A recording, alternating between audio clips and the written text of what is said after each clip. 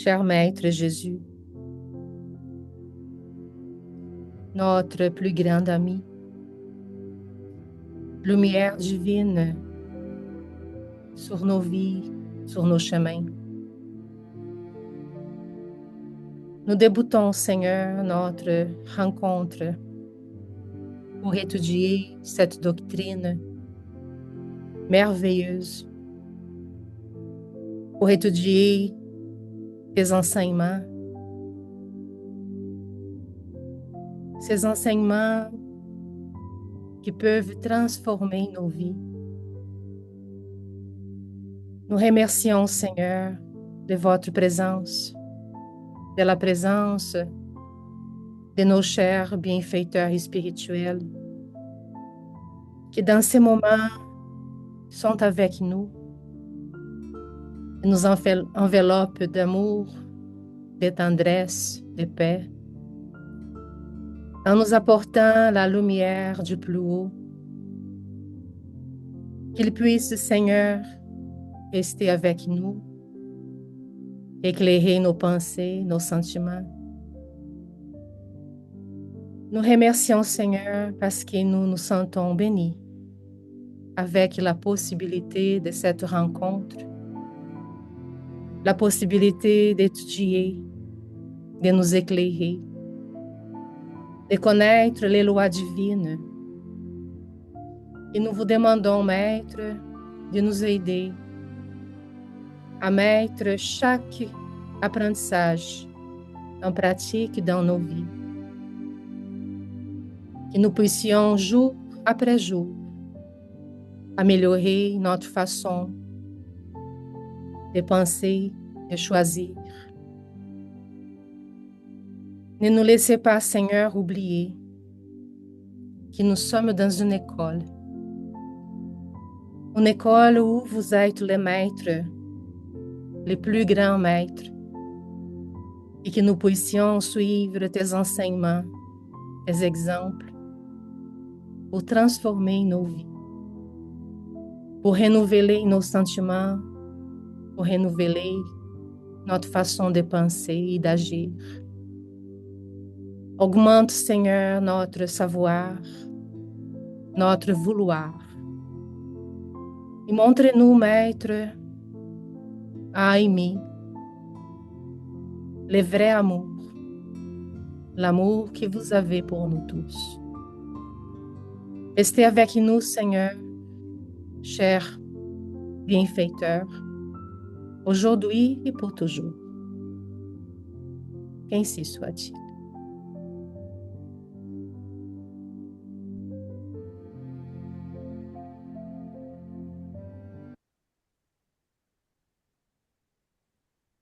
Bonjour tout le monde, merci beaucoup de votre présence. Nous avons aujourd'hui un texte de l'Évangile. Est-ce que Christiane pourrait lire les premiers textes, s'il vous plaît? Bien sûr, avec plaisir.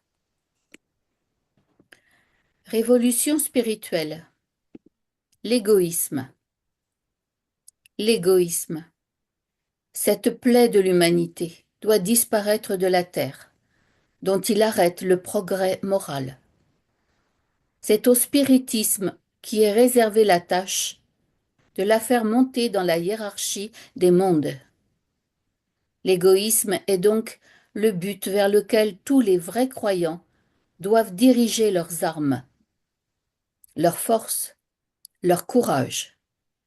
Je dis leur courage, car il en faut plus pour se vaincre soi-même que pour vaincre les autres.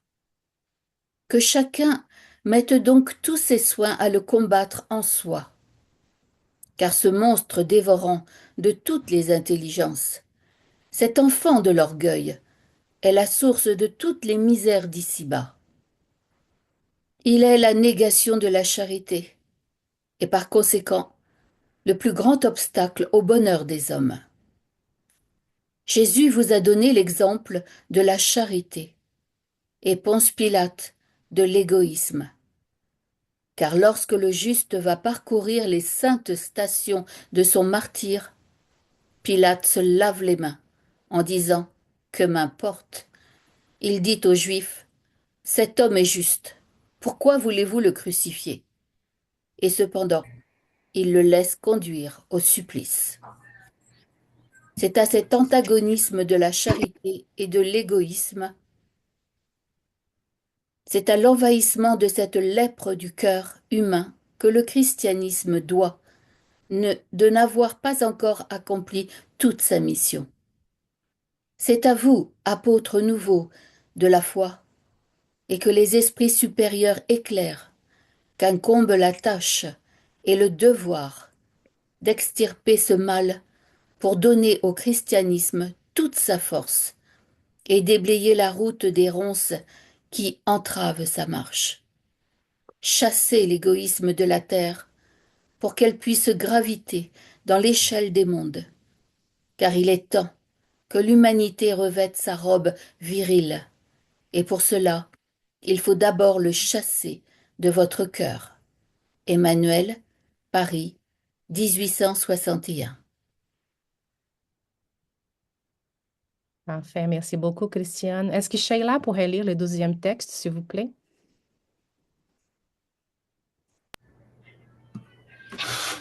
Révolution spirituelle. Dans le monde d'aujourd'hui, les spirites sincères ne peuvent ignorer la portée profondément transformative de la mission qui leur revient. Il ne s'agit pas d'agitation extérieure, ni de discours passionnés sur notre spiritualité réconfortante, mais bien d'un changement intérieur, personnel, une révolution intime qui, petit à petit, inspire et éclaire aussi les autres à travers un travail éducatif, patient et bienveillant. Il faudra encore du temps pour créer un environnement collectif favorable à l'application concrète de ces enseignements. Les grands idéaux portés par la doctrine ne peuvent se réaliser sans une base spirituelle solide, capable de soutenir des actions durables. La vraie révolution, celle dont il est question ici, est avant tout spirituelle. Elle commence à l'intérieur de soi, évolue dans notre vie personnelle et finit par apporter plus de clarté au monde qui nous entoure. Chaque élève de cette école spirituelle est invité à cheminer avec un engagement comme un apprenti sérieux, montrant au maître de la moisson, par ses efforts sincères, les fruits de son évolution. Ce mouvement n'a rien à voir avec les luttes politiques ou les affrontements extérieurs. Il n'a besoin ni d'armes ni de pouvoir. Ce dont il a besoin, c'est de compréhension, de cœur et de conscience. C'est ainsi que la vérité, même relative, peut élargir ses frontières au sein même des connaissances humaines.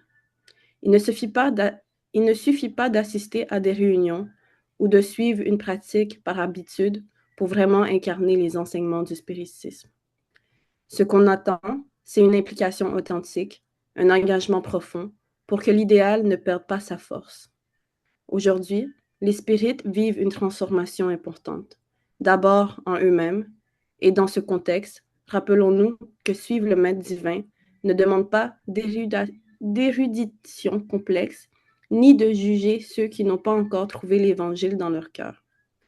Dans l'avenir, toutes les philosophies finiront par se rejoindre dans un même élan de simplicité et d'amour.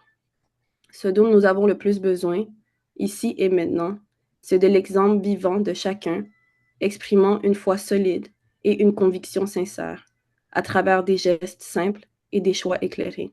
Emmanuel Chico Javier, Anthologie de l'au-delà. Merci Sheila, merci Christiane, et merci à tous. En fait, ici, dans cette phrase, n'ont pas encore trouvé l'évangile dans leur cœur. Dans l'avenir, toutes les philosophies finiront par s'y rejoindre dans son élan de simplicité et d'amour, en fait. On avait deux possibilités de traduction, mais on a gardé cette deuxième parce qu'elle était plus moderne. Mais en fait, il fait référence à l'Évangile. La continuité ici, il faisait C'est référence. l'évangile qui a de simplicité et d'amour. Oui, toutes les philosophies vont se rejoindre dans la simplicité et l'amour de l'Évangile. Seulement pour laisser bien clair ça.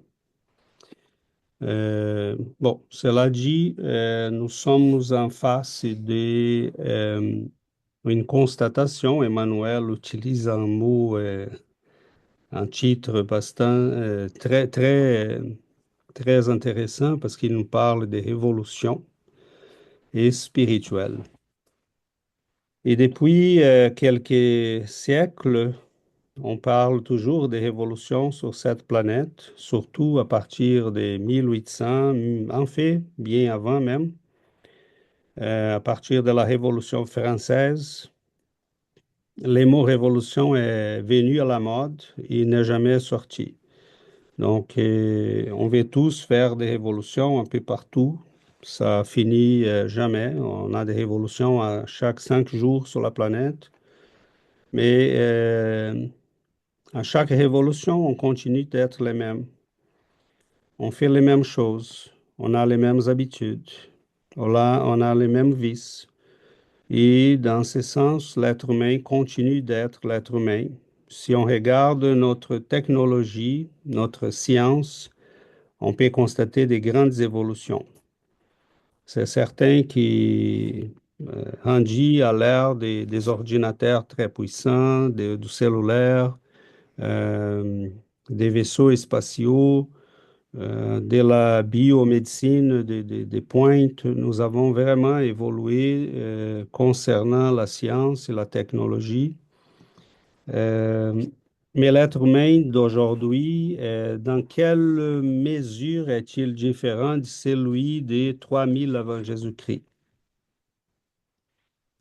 Et là, on constate que, oui, on a eu quelques avancées, c'est certain. Nous avons des notions aujourd'hui qui sont différentes de cette époque-là, mais concrètement, nous sommes encore très primitifs dans le sens de notre évolution morale.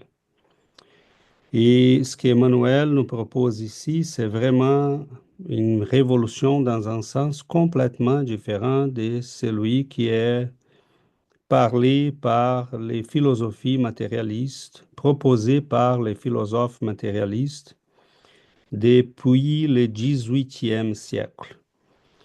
Donc, la Révolution française, elle a s'aimer sur la planète cette notion des changements, des libertés, euh, des démocraties, mais en même temps, elle nous a amenés à des excès qui sont présents jusqu'à aujourd'hui. On voit de l'autre côté les philosophies matérialistes, le marxisme, euh, les psychologies matérialistes qui nous parlent plutôt des satisfactions qui est des saluts, parce qu'ils voulaient changer les focus qui étaient donnés par l'Église. Donc, on cherche toujours la satisfaction, les plaisirs, mais pas la réalisation spirituelle.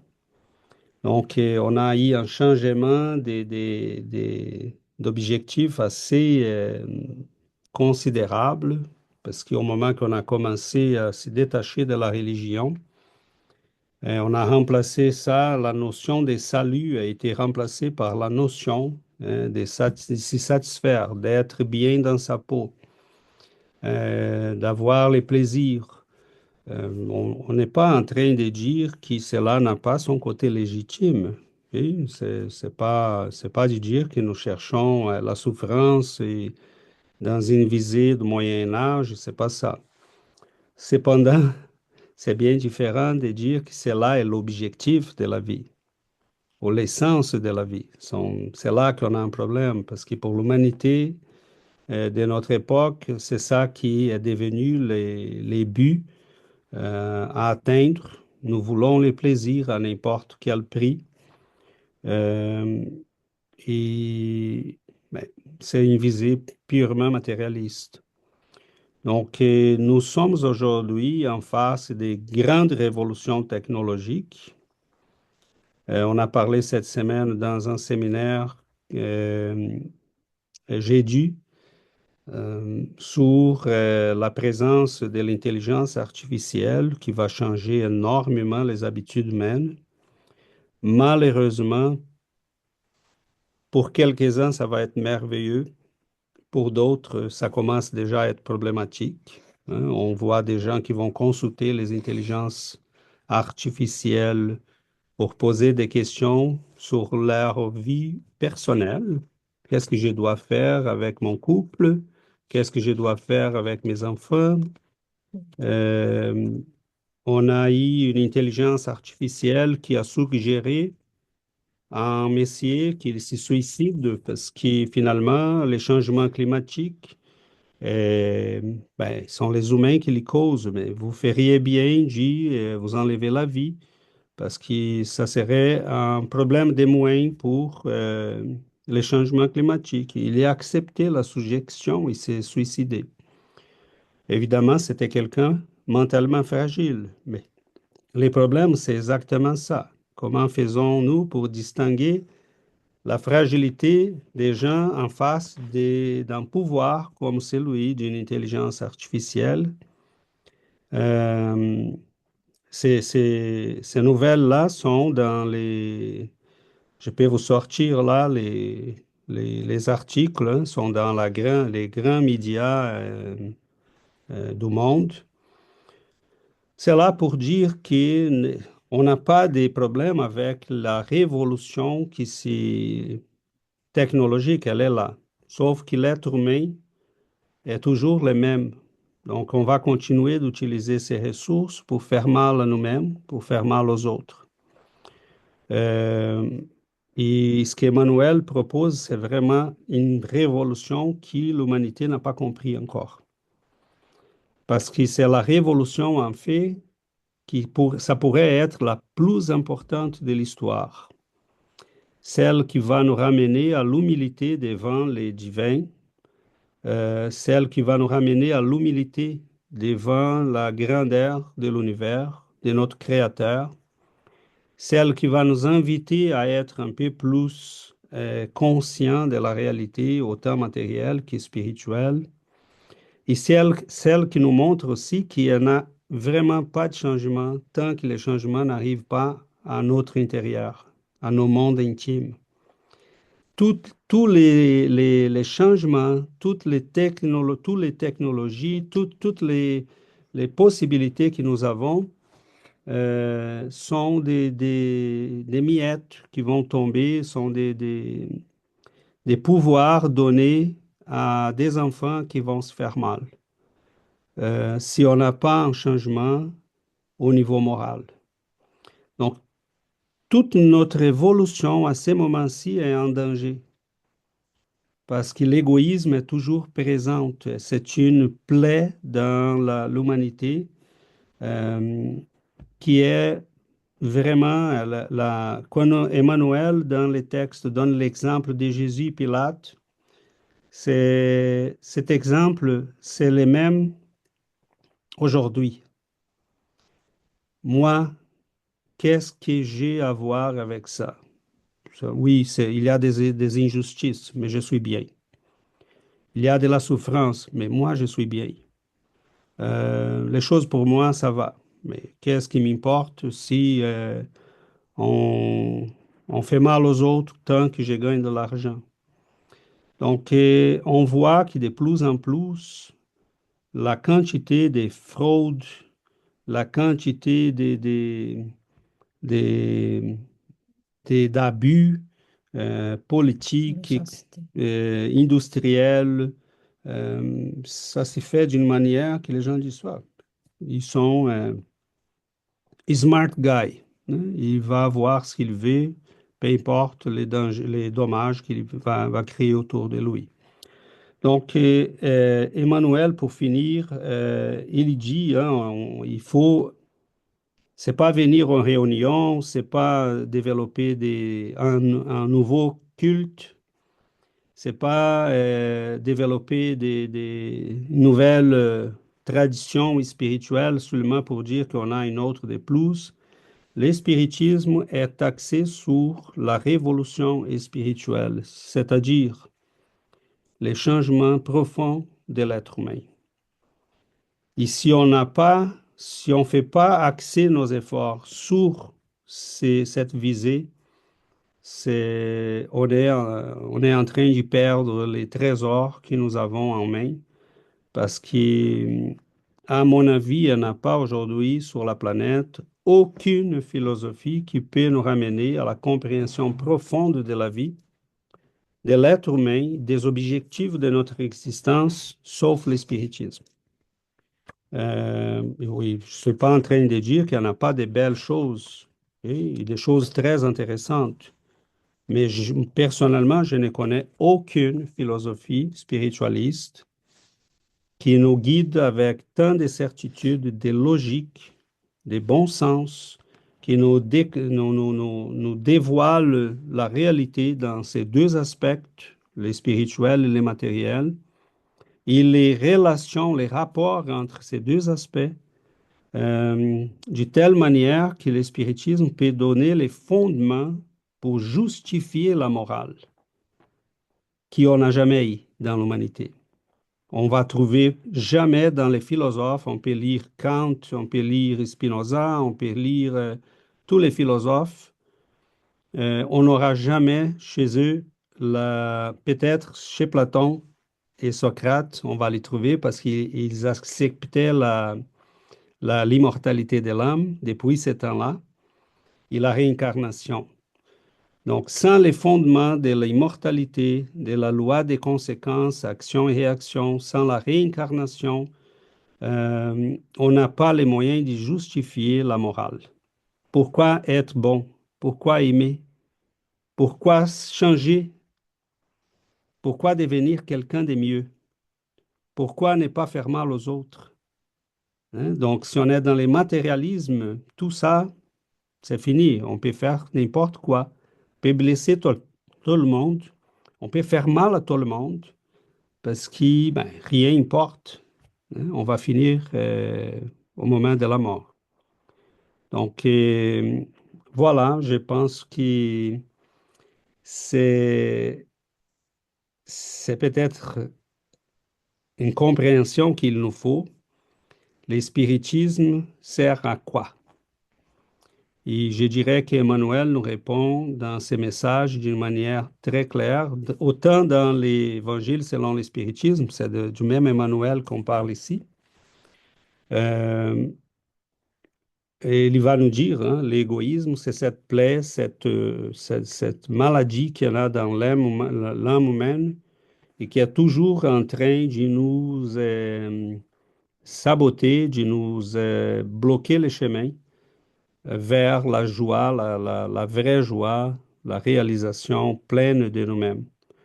Donc voilà, mes amis, on va arrêter là et on va ouvrir pour que nous puissions avoir l'aperçu de tout le monde.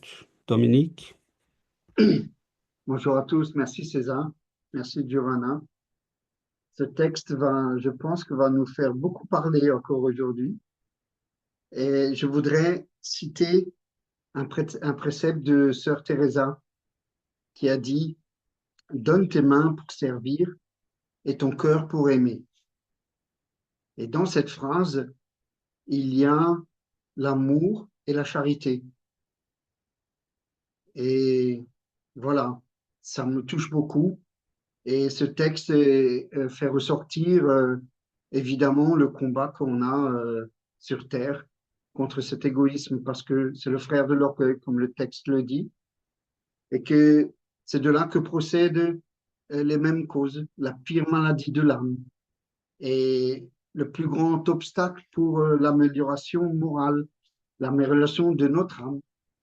Et j'ai lu un texte là-dessus dans le spiritisme christique qui nous amène à une compréhension un peu plus profonde de notre vie sur Terre. L'être humain, en fait, est un être sociable et nous sommes destinés à vivre ensemble.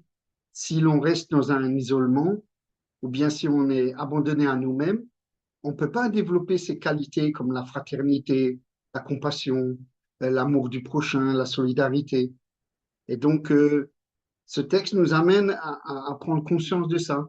Et après Dieu, notre Créateur, C'est la société qu'on doit tous les bienfaits de l'existence, de la civilisation, de la construction de l'être, du bien-être, etc. Donc, en fait, l'être humain se doit à elle et elle se doit à lui.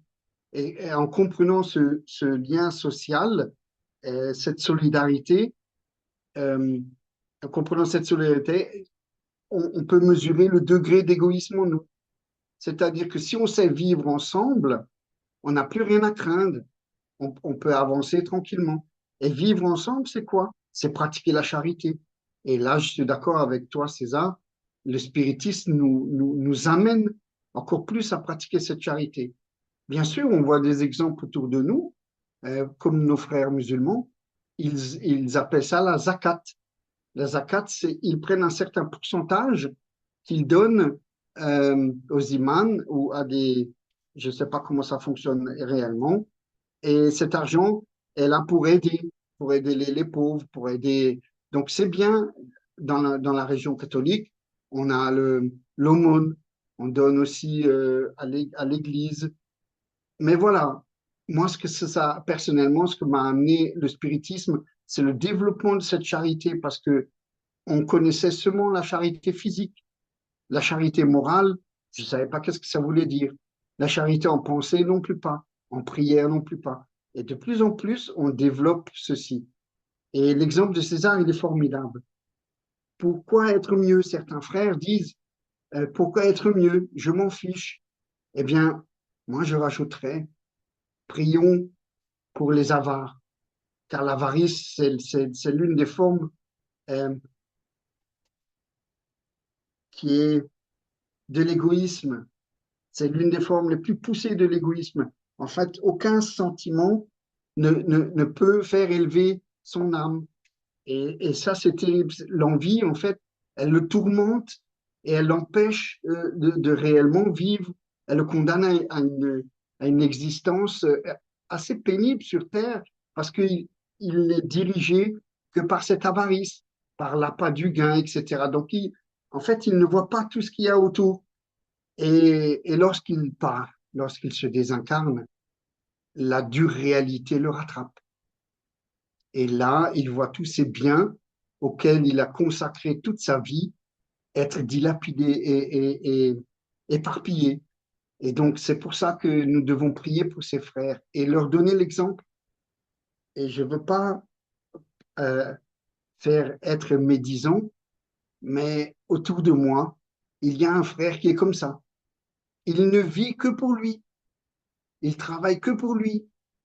Et c'est terrible lorsque vous avez ça, mes amis, parce que lorsqu'on a besoin d'aide, on est regardé de haut en bas et on est délaissé.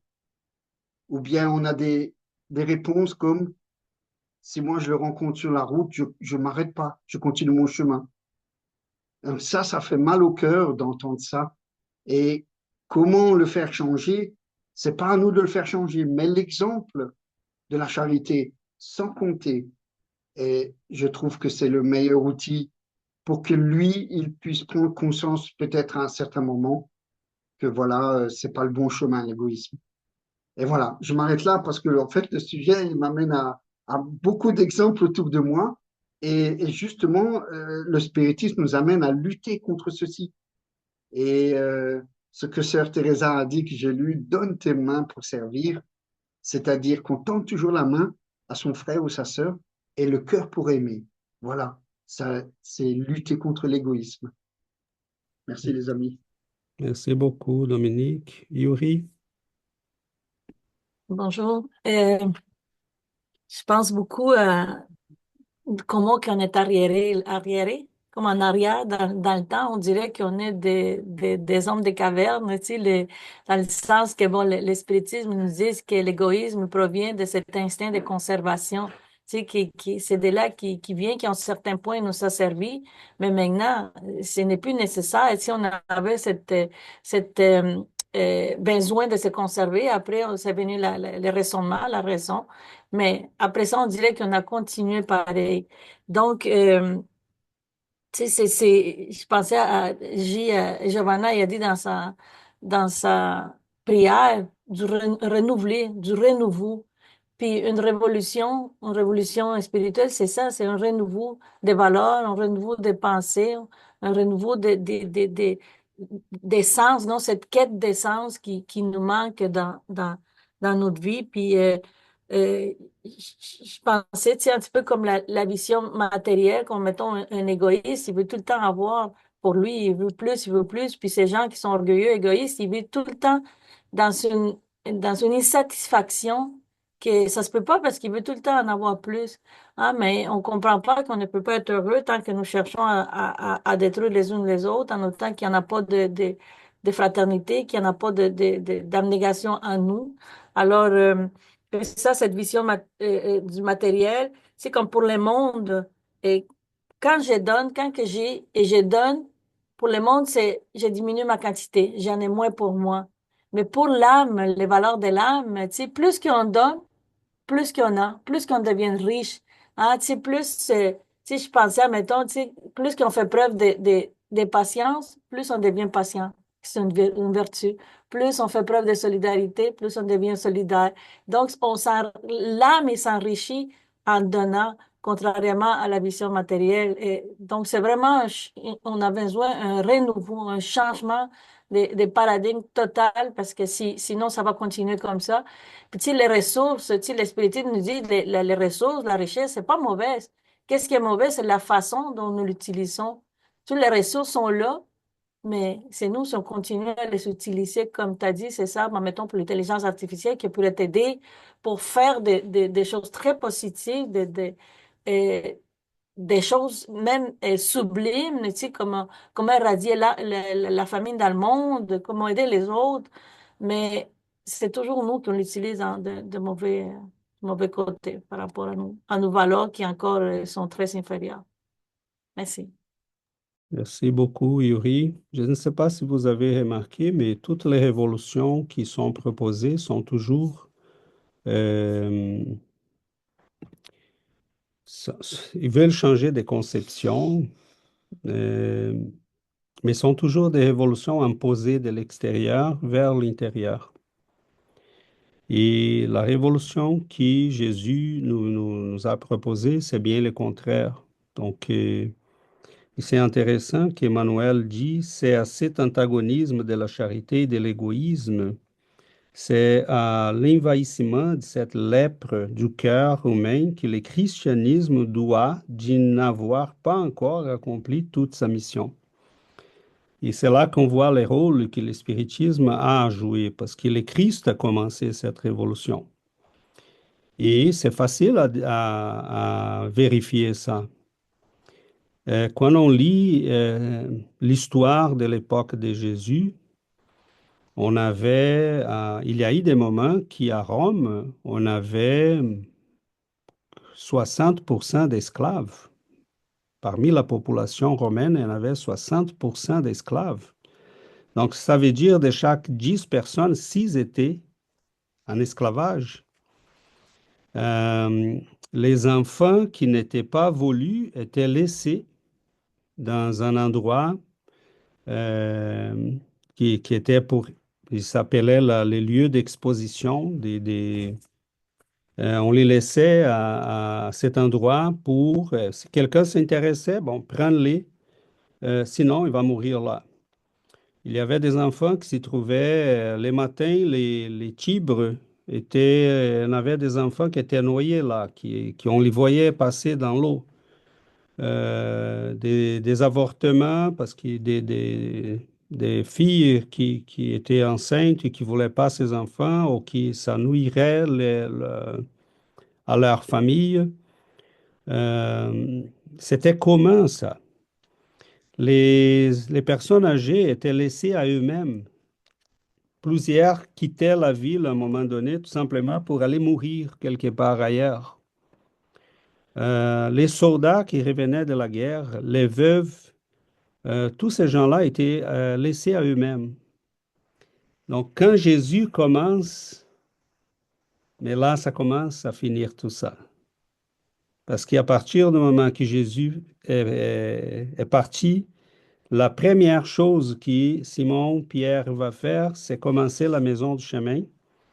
à Jérusalem qui va accueillir toute la souffrance et va instaurer une révolution, une vraie révolution, parce que des gens riches commencent aussi, touchés par l'exemple du Christ et par son amour, commencent à aider Simon-Pierre.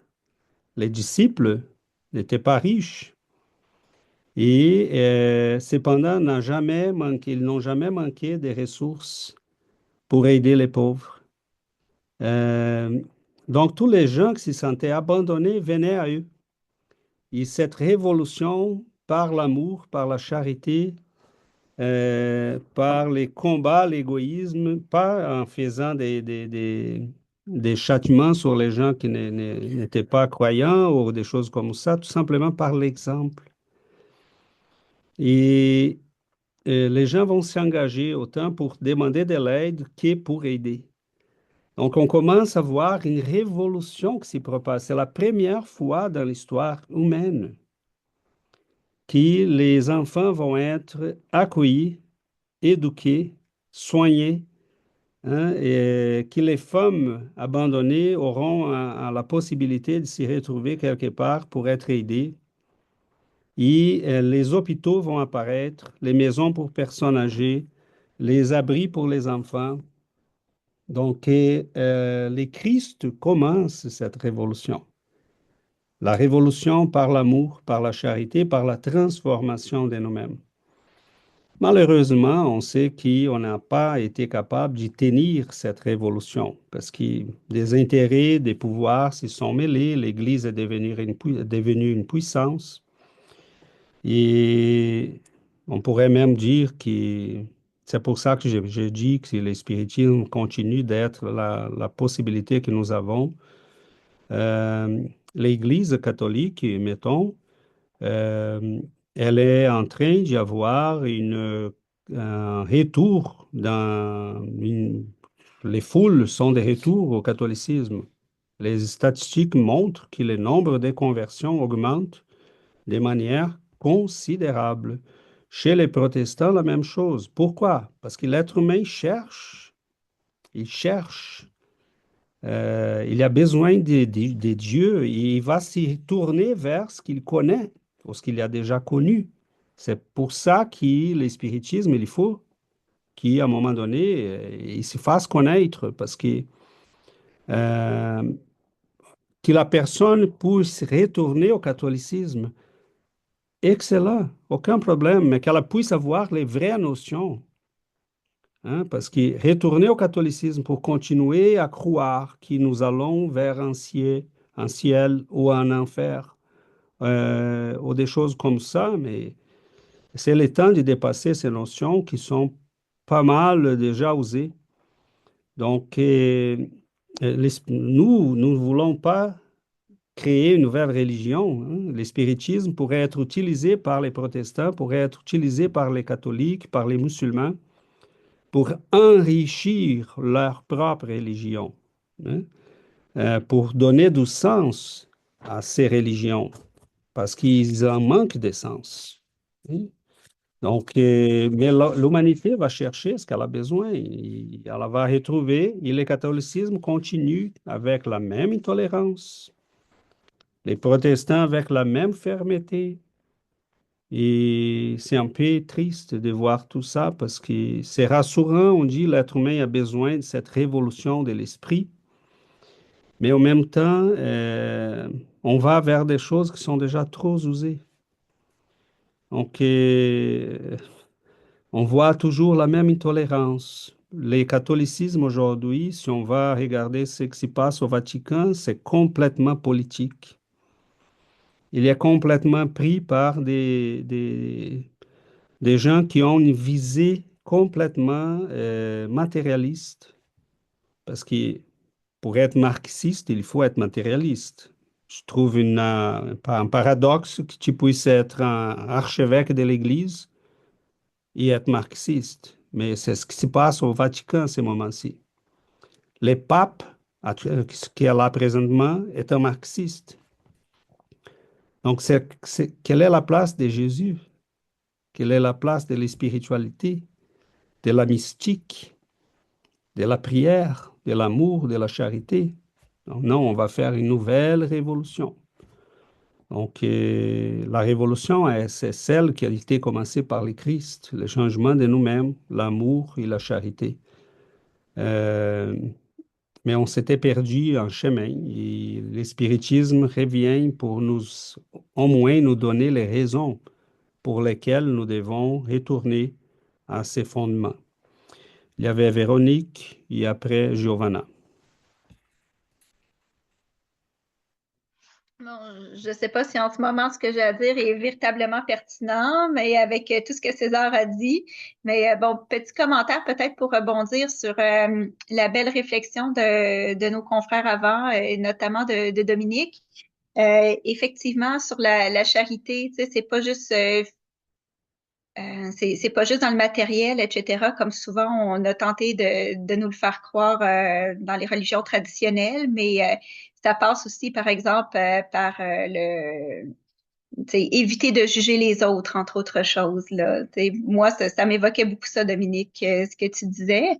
Et puis, oui, César, concernant le renouveau du catholicisme, du protestantisme, des religions chrétiennes, même que ici à Sherbrooke, je participe à une étude où on est en train de regarder le renouveau du catholicisme et puis on constate qu'il y a de plus en plus de conversions, donc je l'observe également sur le terrain. Et puis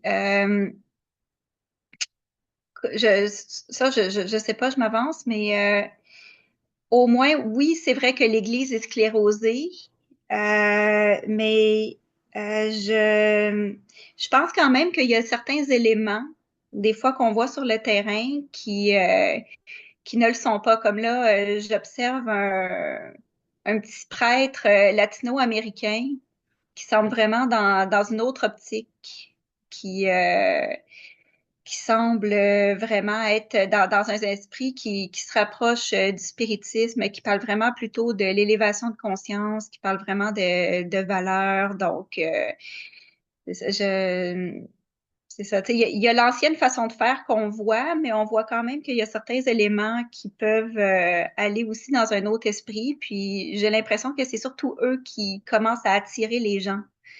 Donc, je vais pouvoir en dire plus au fur et à mesure que nos recherches vont avancer, mais je trouve qu'il y a quand même un petit peu d'espoir et d'encouragement au travers de ça. Puis, petite clé, César, tu me diras concernant le marxisme, puis la théorie marxiste, c'est que, en fait, je me demande jusqu'à quel point elle est incompatible avec le christianisme et l'élévation du niveau de conscience. Parce que quand tu regardes ça, à la base, Marx, ce qu'il préconisait, c'est qu'il a simplement dit qu'il y avait comme 7 niveaux de société et que le communisme était ce vers quoi on devait tendre. Mais euh, dans le fond, si on y va dans une certaine perspective morale, la seule chose qu'il a oublié, c'est qu'il a évacué la spiritualité et la religion comme condition nécessaire pour parvenir à une élévation de niveau de conscience. Mais quand on va avec les 2 derniers niveaux qui voyaient le socialisme et le communisme, dans le fond, la prémisse nécessaire pour parvenir à ça, c'est justement l'élévation du niveau de conscience, non? Bon, Est-ce qu'on pourrait l'envisager comme ça? premièrement, merci Véronique de tes apports là concernant la recherche. Euh, oui, c'est quelque chose qu'on voit aujourd'hui. J'ai vu même cette semaine des statistiques là qui montrent un nombre vraiment significatif de conversions pendant la période des Pâques, des gens qui vont officialiser leur retour à l'Église.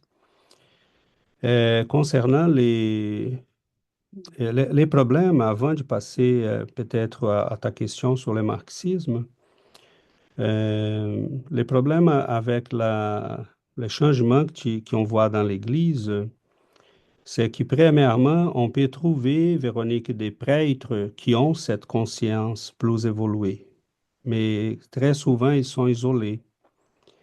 Ils sont dépendamment de l'ampleur qu'ils peuvent avoir, des impacts, des retombées qu'ils puissent avoir dans leur communauté, ils vont être même persécutés par les hiérarchies. Donc ça, c'est un côté. Ce n'est pas qu'il n'existe pas dans l'Église des grands esprits. Il y en a, heureusement, plusieurs. Mais l'Église aujourd'hui, elle est divisée dans, comme on voit au Vatican, on a une allée conservatrice qui veut le retour de la foi pure et dure du passé avec la messe en latin, la notion des péchés, des ciels, d'enfer, des menaces et tout ça. Et de l'autre, on a une mouvance d'inspiration marxiste et psychologique qui veut un changement. Cependant, ces changements, regardons comment il s'y passe présentement. On veut abolir la notion des péchés, mais on ne veut pas l'abolir dans le sens de dire, écoute, nous avons utilisé cette notion de manière inadéquate. Nous l'avons utilisée pour tourmenter l'être humain. Jésus est amour, est compassion. Et nous devrions dire, et nous devrions utiliser la notion qu'utilise le spiritisme. On est perfectible. Mais qu'est-ce qui se passe dans l'Église? On veut dire, mais tu ne pêches pas, tu es comme ça. Il faut que tu t'acceptes, tu es comme ça. Donc, on veut abolir la notion qui était avant inadéquate pour une autre qui dit, satisfais-toi de toi-même comme tu es. Et viens célébrer avec nous à l'église, tu es bienvenu. C'est là au nom de l'inclusion, au nom d'accueillir tout le monde, d'être plus fraternel. Les fondements est, on pourrait dire, légitime, et c'est là que ça mêle beaucoup les gens, parce qu'on voit un discours qui est beau, mais qui amène à la catastrophe. Parce qu'on veut changer les notions qui ont été là en les remplaçant par quelque chose qui va empirer. Parce qu'il garde l'être humain dans sa médiocrité, dans son attachement à la matérialité, et qui incorpore la notion des plaisirs personnels comme critère des joies. Tandis que ce n'est pas les plaisirs personnels, les critères. C'est l'élévation de l'âme et même les sacrifices. Donc, les mots comme rénonciation, sacrifice, charité, amour du prochain, tout ça commence à être écarté parce que l'important, c'est que la personne s'y sent bien. Donc,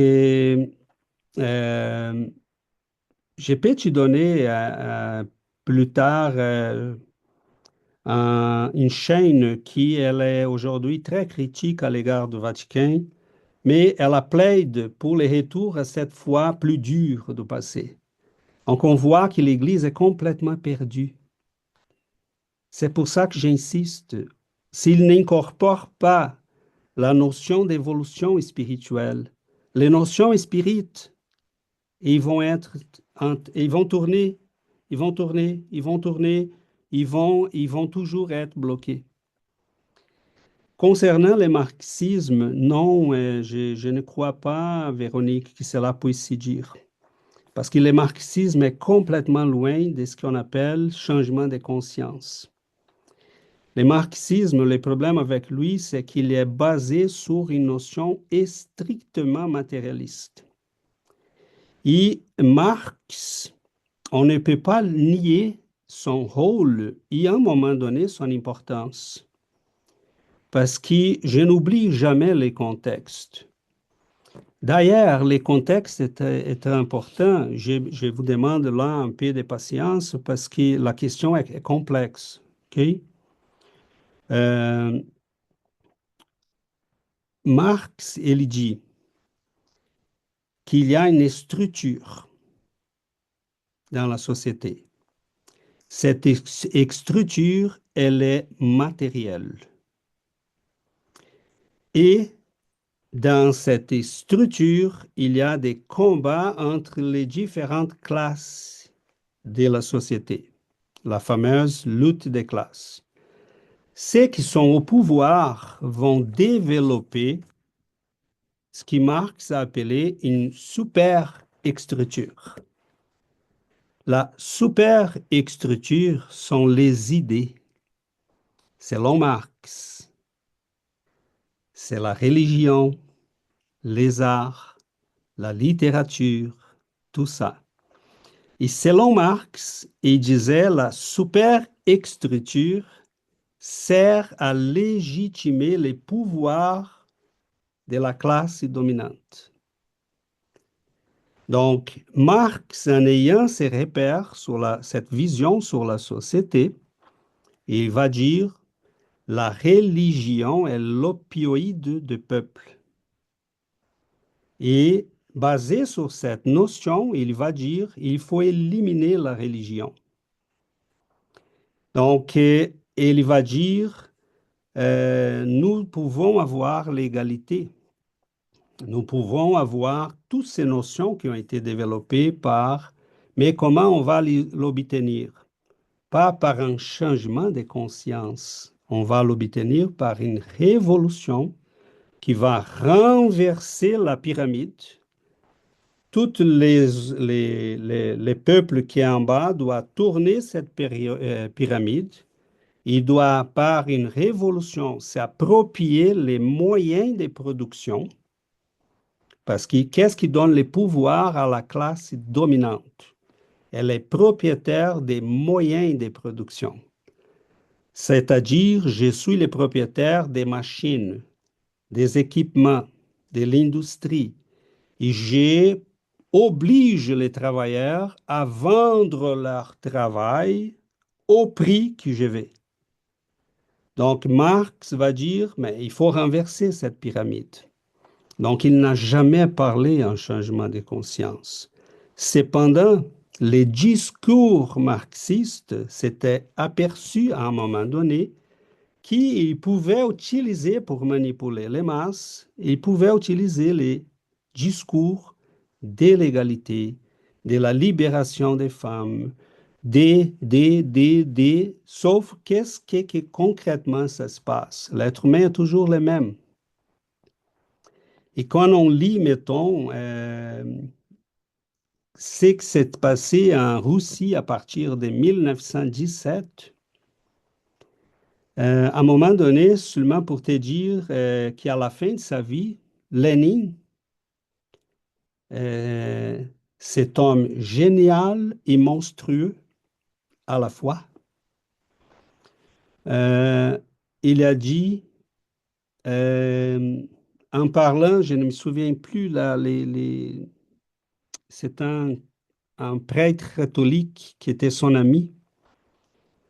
Il a dit, on a fait une folie là.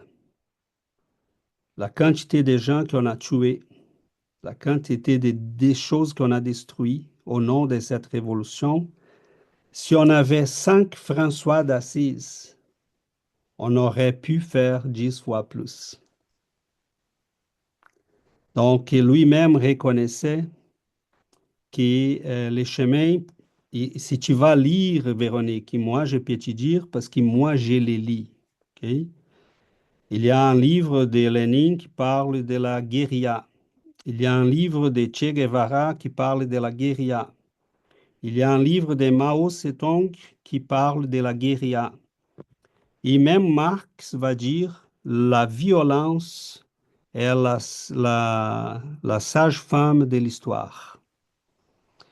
Donc, selon lui, parce que quand on voit la révolution que Jésus nous propose, quand on voit des gens qui ont choisi la mort pour un idéal, quand on voit des gens qui ont dévoué leur vie au sacrifice pour le bien des autres, quand on voit l'amour dans François d'Assise et dans Saint Vincent de Paul, Quand on voit cet amour contaminer le monde et faire lever les foules pour aider les mouvements que Saint-Vincent a créés en France, c'est quelque chose de simplement merveilleux. Parce qu'il y aurait pu faire comme Marx, dire imposons aux riches notre volonté, écrasons-les. Mais il a dit, mais non, attirons-les vers l'amour, ils vont servir aux pauvres. À un moment donné, les femmes de la plus haute noblesse française étaient aux pieds des souffrants dans les hôpitaux en les lavant les pieds, en les nourrissant et en les soignant avec un amour et une tendresse qui, on s'est dit, ça, c'est la révolution. Donc, l'Église, les discours marxistes est très attirant parce qu'il va parler de liberté, de révolution, d'y changer les injustices. Mais les capitalistes qui génèrent des milliers d'emplois, il est un monstre. Qu'est-ce que nous ferions sans les personnes qui ont la capacité d'agir, qui ont la compréhension du fonctionnement de l'argent, qui sont responsables de la vie des milliers de personnes? On doit transformer cette personne pour qu'elle comprenne son rôle dans la société et qu'elle comprenne que son rôle n'est pas faire de l'argent, mais développer la société, générer des richesses, améliorer le monde, transformer et même partager ces richesses, mais pas par la violence, pas par l'imposition. Si on regarde l'histoire de ce qui s'est passé, je peux te sortir le livre, en Russie, il y avait un capitalisme qui fonctionnait tout le temps. Tout le temps. Et qui recevait même de l'argent américain. Les États-Unis ont envoyé des tonnes d'argent pour les Russes. Et on a vu, et c'est simple à prouver ça. Au moment que le mur de Berlin est tombé, on a eu, toujours au lendemain, des milliers d'entreprises, des banques et des millionnaires. En fait, ça a été des affaires qui étaient déjà en place, qui maintenant étaient légitimées, qui ne se passaient pas au noir. Ça a pris quelques mois pour qu'on aille là. Évidemment, il y avait des gens liés au KGB, et des gens qui recevaient de l'argent de l'État et tout ça. Hein, on n'est pas naïf. Mais il y avait beaucoup de gens qui fonctionnaient, qui avaient des marchés, des choses. Et qu'est-ce que les Chinois ont fait? Et on ne peut pas enlever dans l'économie l'initiative personnelle, mais on veut garder un système autoritaire. Donc, ils ont libéré l'économie et ils ont gardé un système autoritaire. Donc, ils ont trouvé un compromis pour survivre. Même là, on voit qu'il est en train de s'écraser. Parce que comme l'État peut s'y mêler tout le temps dans l'économie, personne n'est en sécurité. Donc, c'est complexe. Et moi, je crois que le marxisme, il y a joué un rôle parce qu'il était peut-être la seule voie, pas pour les bonnes raisons, parce que Marx voulait toujours une évolution. Mais personnellement, je crois qu'il y a eu un rôle important à jouer pour développer cette conscience que l'Église, à ce moment-là, négligeait au 19e siècle. Et là, je suis d'accord avec toi. Parce que c'est la seule voix qui s'élevait pour dire ce qui s'y passe à ces moments-ci, c'est pas beau. Hein, des enfants qui travaillent 14 heures par jour, des femmes enceintes qui doivent passer la journée sur ses pieds pour travailler sur ces machines. Donc, oui, et pourquoi le matérialisme a été cette voie-là? Pourquoi ça venait du matérialisme? Parce que l'Église ne faisait pas son devoir. Mais dire que le marxisme peut nous amener à quelque chose de mieux, non, ça va être la catastrophe. En fait, je Oui. veux juste préciser ma question. Oh, je Euh, comprends.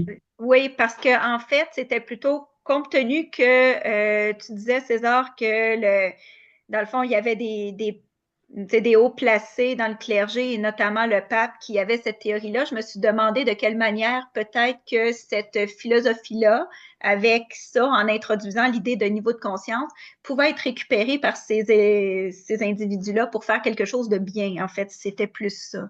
Et tu vois, c'est là qu'ils sont en train de s'y tromper parce qu'ils vont puiser dans une source qui est essentiellement matérialiste, tandis qu'ils ont les Christ. Et tu vois les paradoxes en face duquel nous sommes. Tu as la chose la plus belle au monde, mais tu la reconnais pas.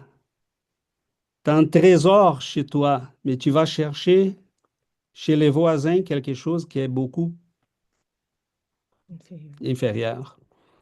Donc, ils ont oublié les Christ. Et ces prêtres et ces archevêques, ce sont des hommes de grand pouvoir dans l'Église aujourd'hui.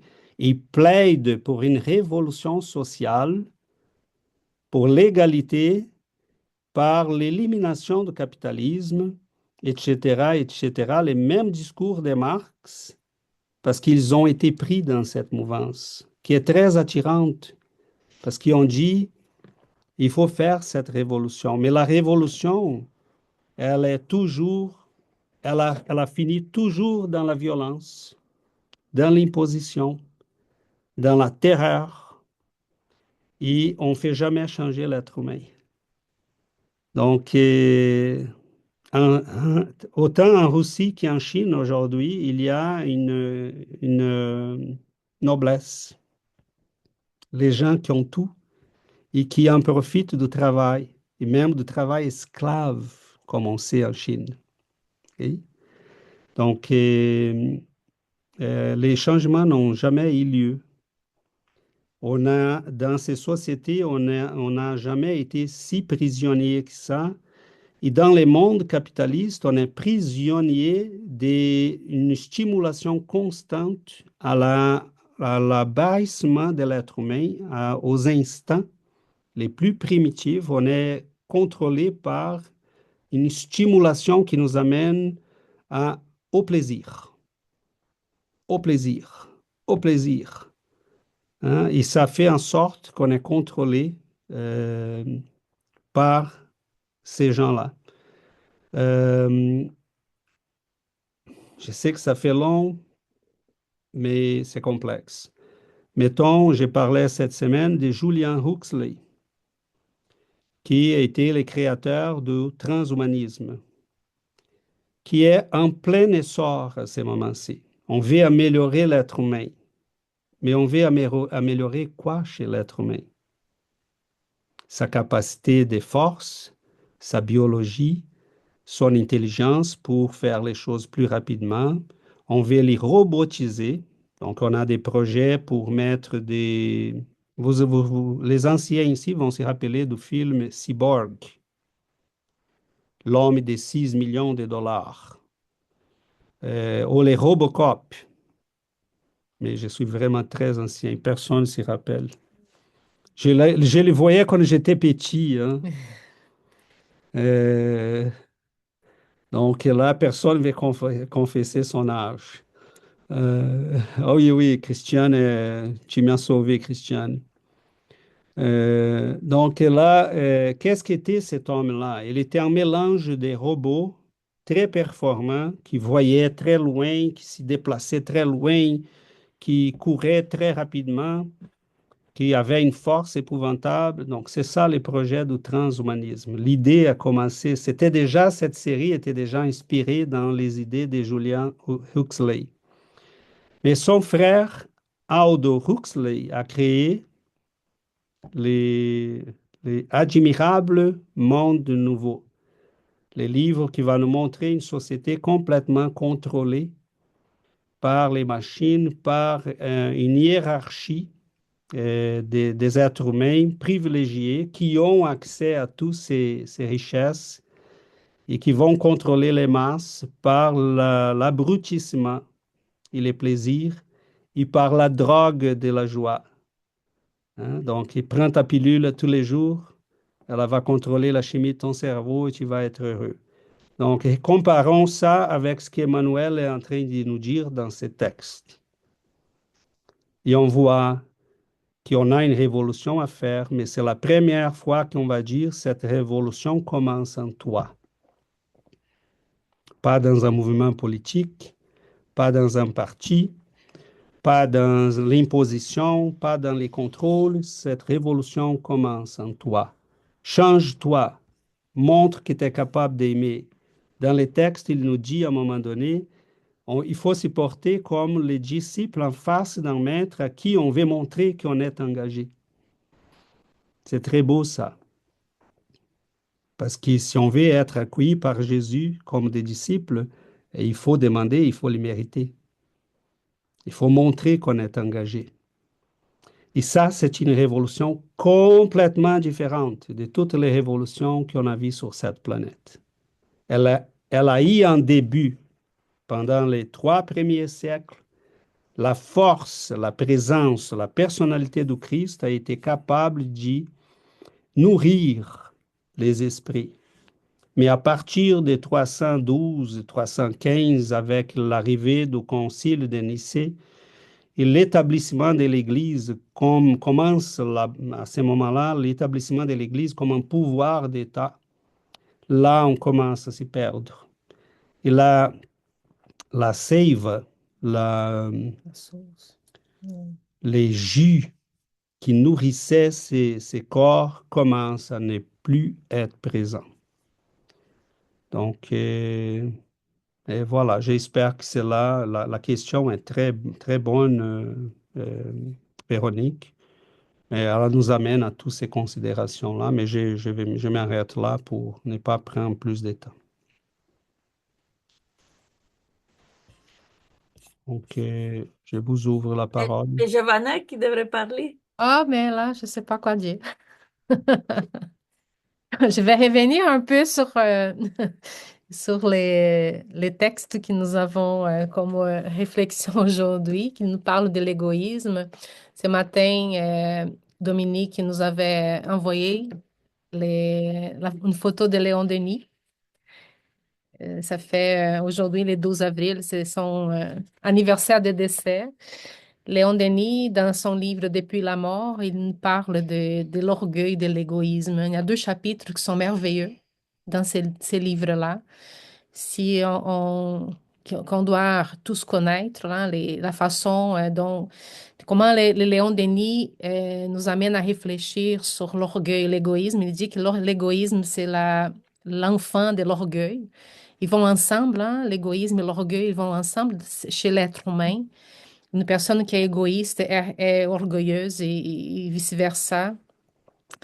Et dans les livres des esprits, dans la question 913, les esprits vont dire que l'égoïsme est la racine de tous les maux, les, les mal que nous avons en nous, là. La personne qui est égoïste, elle pense toujours en elle-même, il fait n'importe quoi pour avoir du plaisir et de la joie. Ça coûte cher pour les êtres humains. L'humanité, on est en plein dans une situation aujourd'hui, non? Aujourd'hui, on voit l'égoïsme qui partout, parce que les autres, quand on voit les autres qui font certaines choses, les gens se disent, bon, s'il le fait, je peux le faire aussi. C'est normal. Donc, les gens nous sommes toujours des exemples. Nous sommes toujours des exemples, mais ceux qui vivent avec nous vont nous voir et quel est l'exemple que nous donnons. C'est ça que aujourd'hui, non, les textes d'Emmanuel nous amènent à cette réflexion des renouvellements personnels de soi-même. Parce que si j'ai quelqu'un avec moi qui pense toujours en lui, qui fait toujours pour lui, comme Dominique qui nous avait dit de son collègue de travail, qui pense, si la personne voit comme naturelle cette attitude, il va dire, bon, je peux faire comme ça aussi. Donc, c'est l'exemple que l'autre donne va influencer les personnes autour. Mais c'est à nous d'influencer les gens qui nous côtoyons avec l'amour, le respect, la charité, parce que les gens vont nous regarder, les gens vont s'inspirer en nous. Et c'est ça l'invitation de l'espiritisme. Il nous invite à cette croissance personnelle, à ces changements personnels, renouvellement.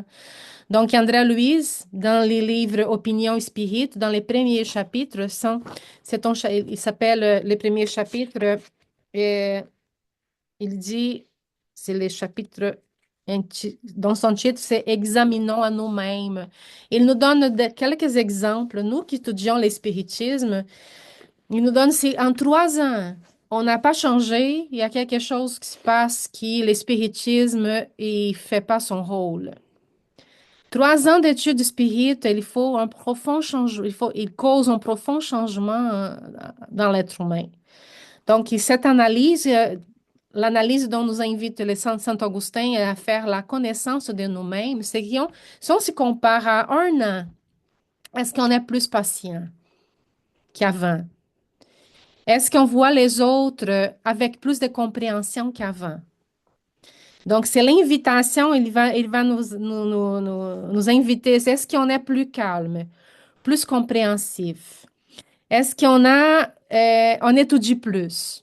Est-ce que l'étude nous amène à grandir, à comprendre les choses plus qu'avant? Donc, c'est l'invitation de la croissance, mais c'est la révolution spirituelle. Et cette révolution spirituelle commence en nous-mêmes. On ne peut pas attendre les autres pour commencer. On ne peut pas attendre que mon mari ou que mon épouse commence pour que je fasse un changement en moi. C'est à nous. On est responsable de notre croissance. On est responsable de ce qu'on fait dans nos vies. Et on a la responsabilité parce qu'on peut contaminer les autres. Est-ce qu'on est plus souriant? Est-ce qu'on est plus tranquille, plus aimable? Les gens vont s'inspirer en nous. Et c'est l'invitation du spiritisme, c'est la croissance de chaque personne. Et si on comprend ça, on fait l'effort pour changer. Ce matin, César et moi, on discutait à propos du texte. Et notre vie a beaucoup changé depuis 3 ans, plus que 3 ans, là, qu'on a commencé nos études spirites. Ça fait 7 ans, ça va faire 6 ans qu'on a commencé. Mais si on compare notre vie d'aujourd'hui avec notre vie de 6 ans, on est complètement différent aujourd'hui. Vous Notre, connaissez ces groupes. oui, ces groupes. Nous avons, euh, nous avons aujourd'hui une compréhension des choses beaucoup plus élargie, beaucoup plus, disons, nous amenons notre vie aujourd'hui, c'est en fonction de notre croissance, de notre changement.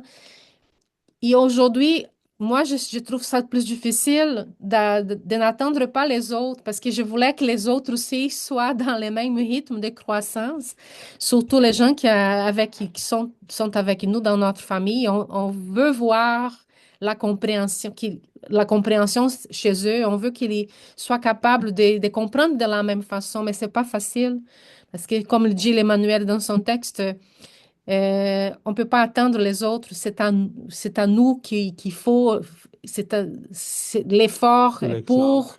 pour nous. C'est notre changement personnel, c'est ça que Jésus nous invite. Et si on comprend ça, on avance. Donc, c'est ça que je voulais dire. C'est super. Merci beaucoup, Giovanna. Dominique, après Yuri et après Christiane. César, je pense que Jonathan avait Ah, levé. Jonathan, c'est vrai. Jonathan, Dominique, Mais je Yuri. vais parler trop, donc ignorez-moi. Et Giovanna, je t'enverrai la facture Tu as dit que tu avais Hein? changé ces 2 dernières années grâce au groupe, je t'enverrai la facture. Tu ne veux pas parler? Non? Donc, Dominique, Yuri, Christiane. Non, merci. C'est très beau ce que tu viens de dire, Giovanna, parce que l'inspiration, par notre exemple, pour démontrer la charité, c'est vraiment très important. Et ça permet aux personnes qui sont en face de nous de prendre conscience pourquoi nous faisons ça.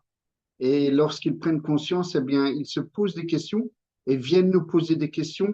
Et c'est là que nous pouvons argumenter par les faits spirites pourquoi nous pratiquons cette charité multiple par la pensée, la parole, l'acte et la prière. Et donc, c'est toujours quand nos frères et nos sœurs viennent nous poser des questions que c'est là qu'on peut bien argumenter en respectant le libre arbitre.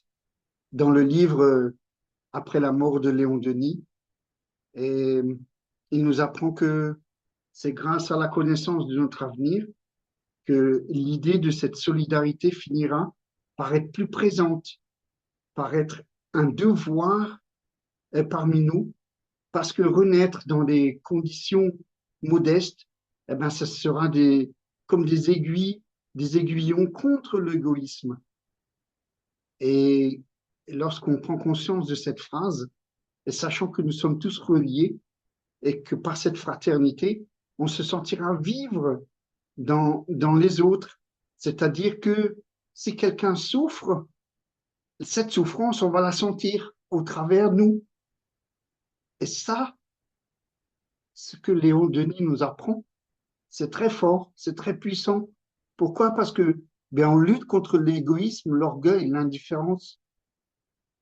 Donc, lorsqu'on voit quelqu'un de nous souffrir, il nous faut tendre la main. Et je reviens à la première phrase, tendons la main pour servir et notre cœur pour aimer, ce que disait Thérèse d'Avila. Tout est relié en fait. Tous ces frères, ces grandes sœurs qui sont venus avant nous sur Terre, qui nous donnent l'exemple de nos études ici-bas, ensemble. Tout ça, c'est relié quand on prend cette connaissance.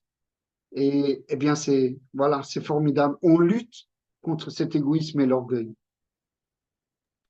Et je voudrais terminer par une phrase que j'ai appris par cœur. Si l'amour du prochain est l'essence de la charité, aimer ses ennemis, c'est la sublime application, car c'est une victoire sur l'égoïsme et l'orgueil.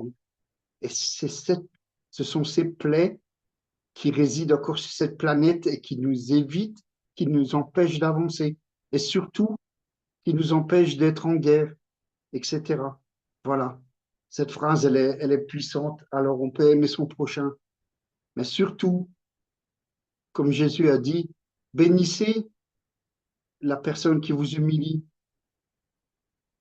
aimez-la, priez pour elle, et en priant pour elle, elle deviendra meilleure. Et c'est comme ça qu'on pratique aussi cette charité par la prière. Voilà. Merci les amis. Merci beaucoup, Dominique et Yuri. Après, Christiane.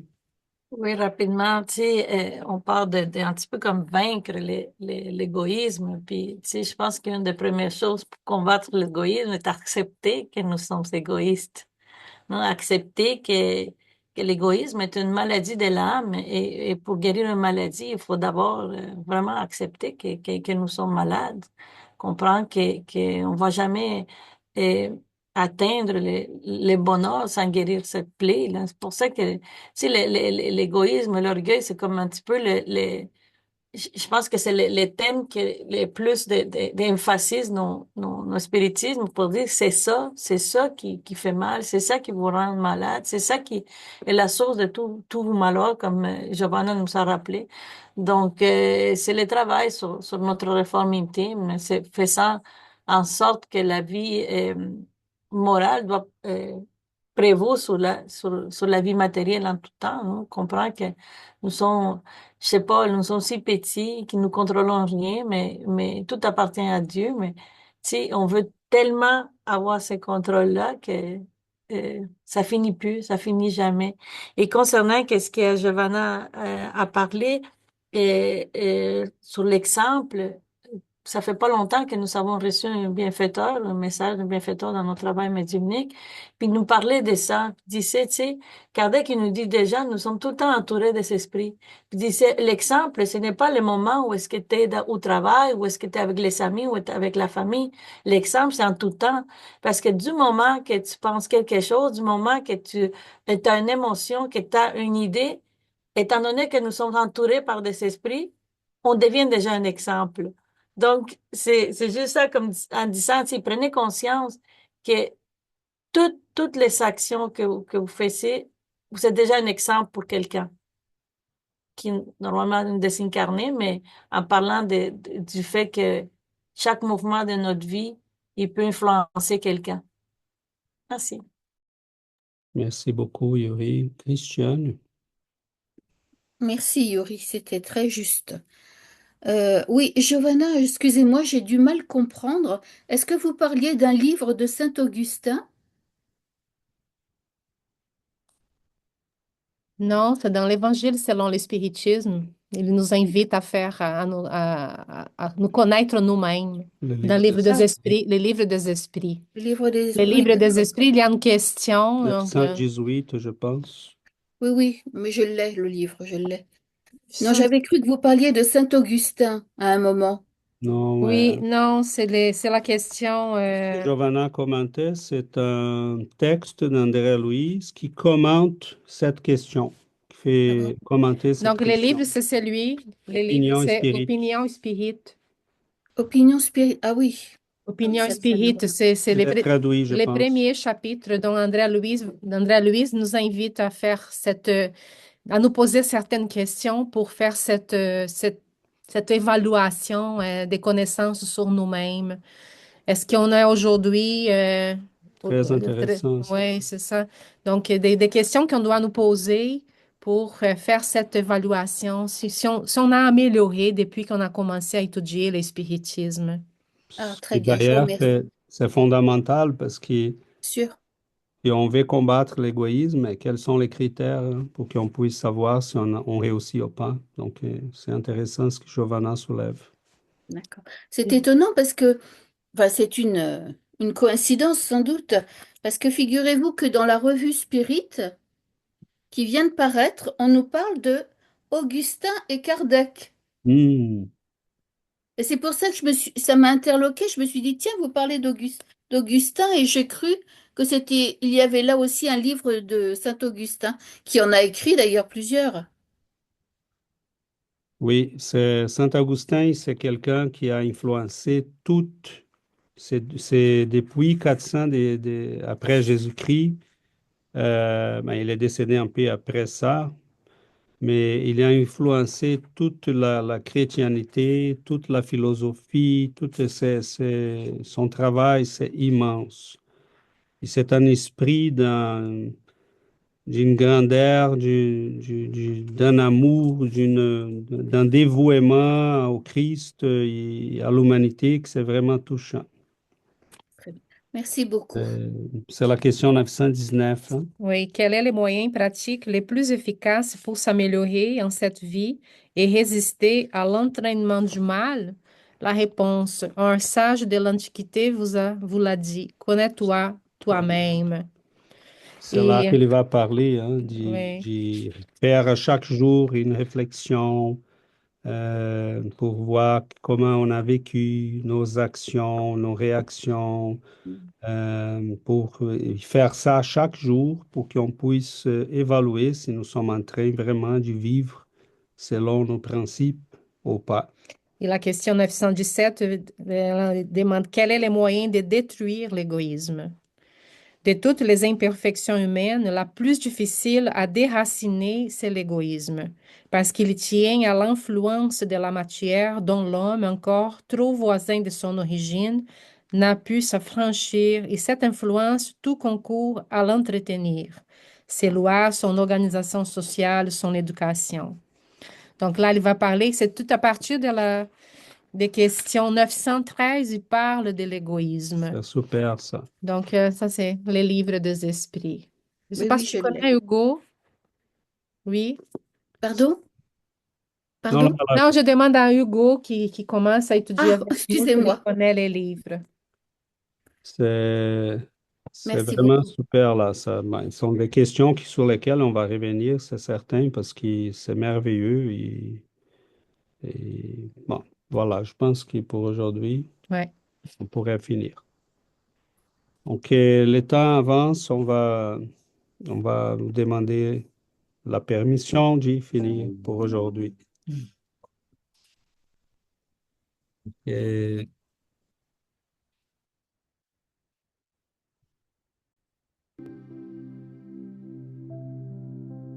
c'est pas très.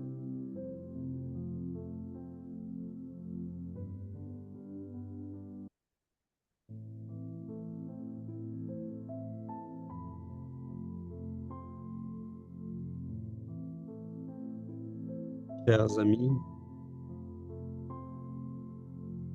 remercions ensemble l'amour, la lumière, la générosité qui vient à nous.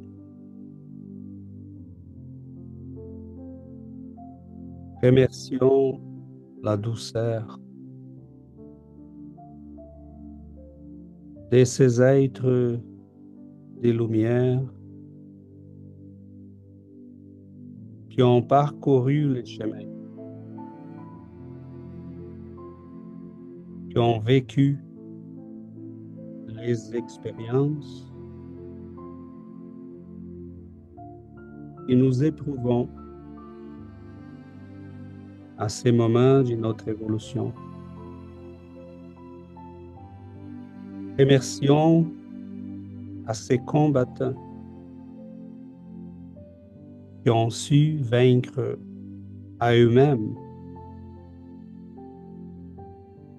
la plus grande des victoires.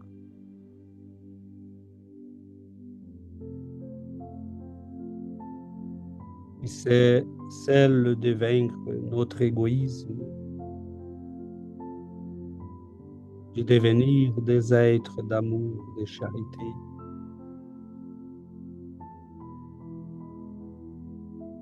Que nous puissions, en regardant vers eux, et trouver ces regards pleins d'amour, de compréhension,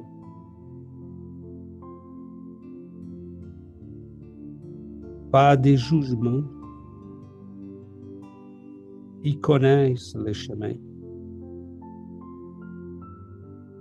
Ils connaissent les combats que nous menons.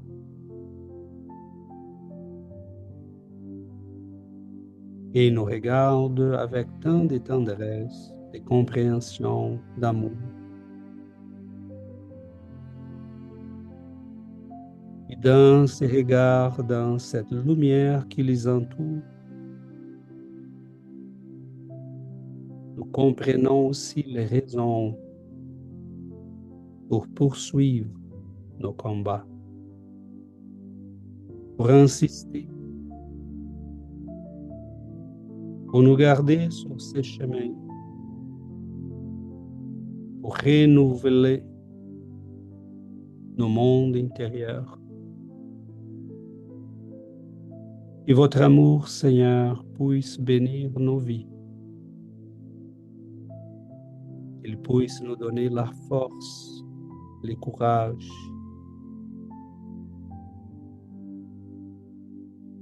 qu'il puisse nous donner la capacité d'aimer, d'être bon,